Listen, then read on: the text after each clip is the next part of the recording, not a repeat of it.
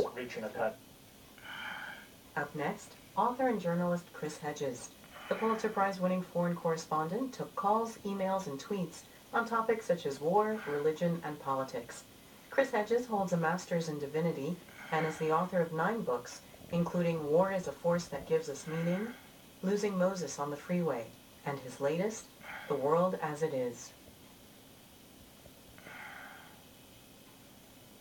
Chris Hedges, in your most recent book, The World as It Is, Dispatches on the Myth on human Progress, you write, brace yourself, the American empire is over, and the descent is going to be horrifying. How did you come to that conclusion? Well, first of all, I spent 20 years on the outer reaches of empire as a foreign correspondent. So I've seen an aspect of empire that most people have not, unless you're in the military or perhaps the foreign service. And I think all of the red signs, the sort of red warning signs are there. I think also the fact that I spent so long outside the United States gave me a kind of perspective when I returned. I understood how radically the country had changed in the 2 decades that I was away. I think for those who had remained within the borders of the United States, those changes had been more incremental and perhaps less perceptible. What are some of the symptoms, the signs that the American empire is over? The biggest sign is the fact that we are following the trajectory of all empires, which is that they expand beyond their capacity to sustain themselves. We have run up the largest deficits in human history, which in the bottom line is we can't repay it. We have done so at the cost of our infrastructure, our public education, our working class. We're hollowing the country out from the inside, and the physical evidence is all around us, plunging roughly 1/3 of Americans into poverty or near poverty, according to the latest statistics. Our bridges, our roads are collapsing, libraries are being closed, fire stations are being closed. These are the signs of a nation, or let's call it an empire, that is reaching a kind of a terminal point. And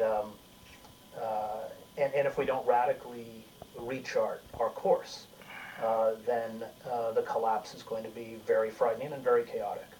In Empire of Illusion, which you wrote and published in 2009, you write, those captive to images cast ballots based on how candidates make them feel.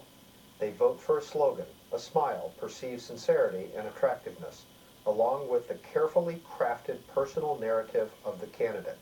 It is style and story, not content and fact, that inform mass politics.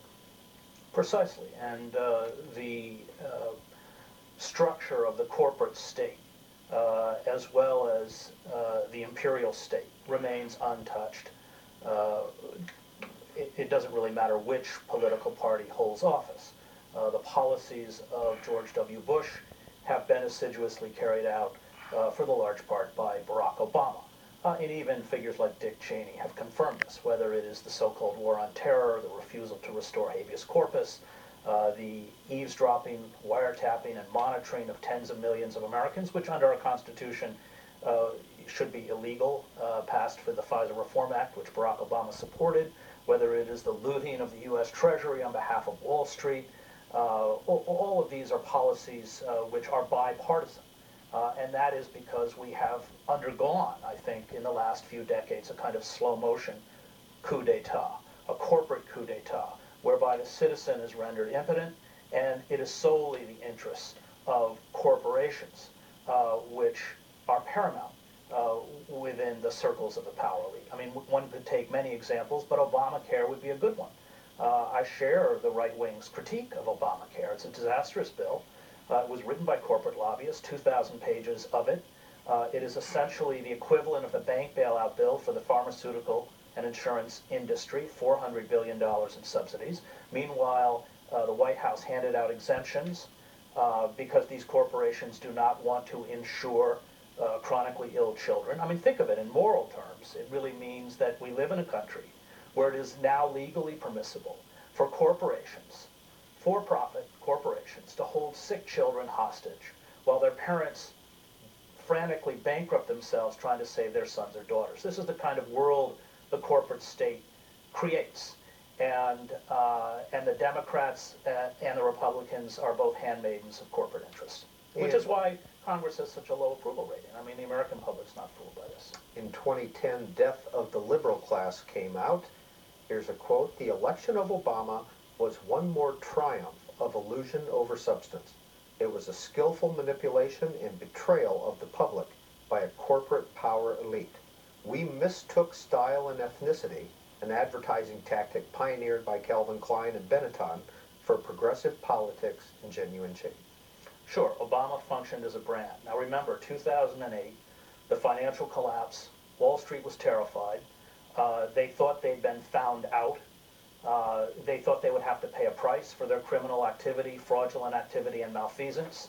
And Obama functioned as a brand in the same way that people of color or HIV-positive models were used by Benetton and Calvin